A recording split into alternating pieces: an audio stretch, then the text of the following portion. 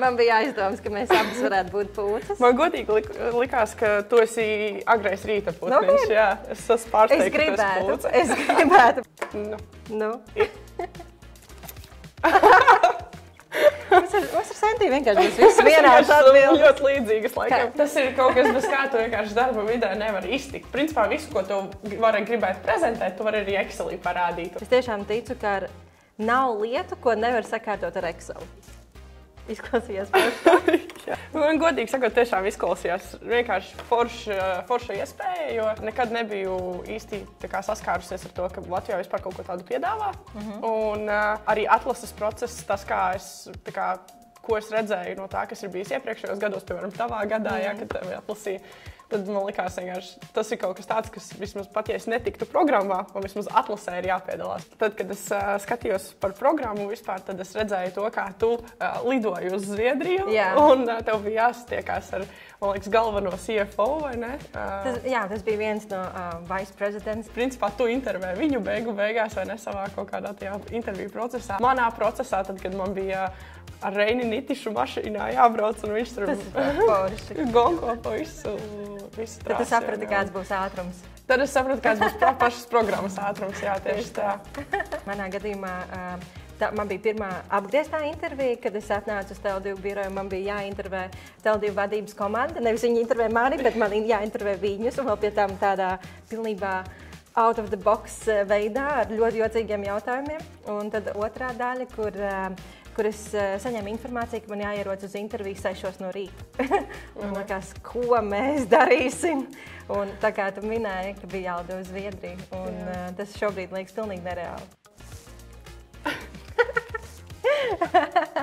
Man vienmēr ir bijis ļoti gribās visu pašai vienmēr un tikai uz sevi paļauties, bet ir forši iemācīties to, ka ir cilvēki, kuri prot daudzas lietas daudz labāk nekā tu, un no viņiem mācīties. Man liekas, tiešām iespēja mācīties no vadības līmeņa ir tas, ko es novērtēju visvairāk, jo tu vari būt klāt.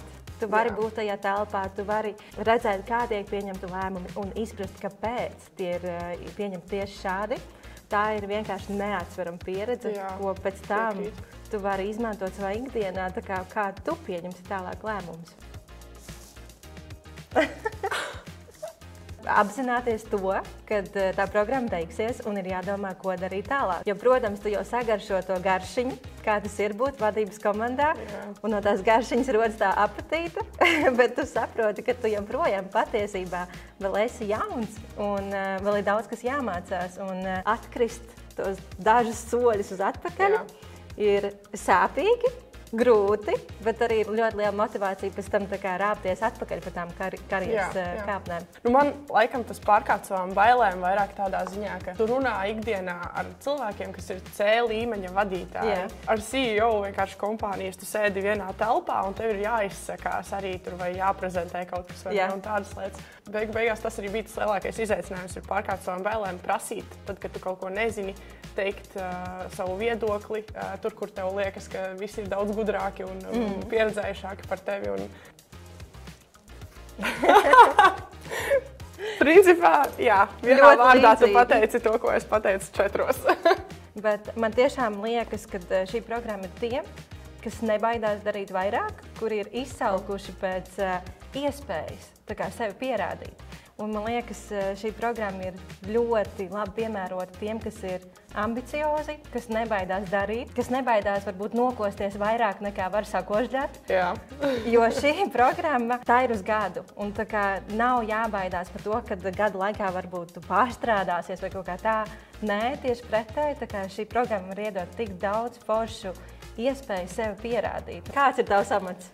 Es esmu pakalpojumu pārdošanas vadītāja šobrīd. Ko tas nozīmē? Tas nozīmē, ka manā atbildībā ir 3 pakalpojumi, kas ir papildu pakalpojumi mūsu uzņēmumā, kuru pārdošana ir mans mērķis. Jā, ja šobrīd esmu pārdošanas attīstītāja, varbūt mums kaut kas ir kopīgs šobrīd. Varbūt tas būs pārsteigums, bet pēc programmas tas bija tikai tāds loģisks turpinājums savā ziņā. Es paliku Tele2 pēc programmas kā finanšu kontrolieris.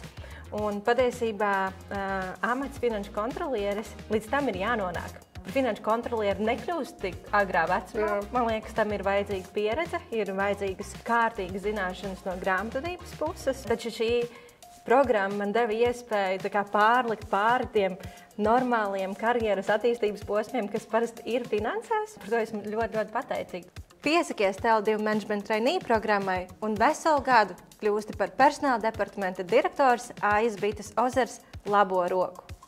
Piedalies svarīgākajos TL2 procesos un gūsti neatņemamu pieredzi no TL2 vadības komandas. Viss, kas tev jādara, piesakies!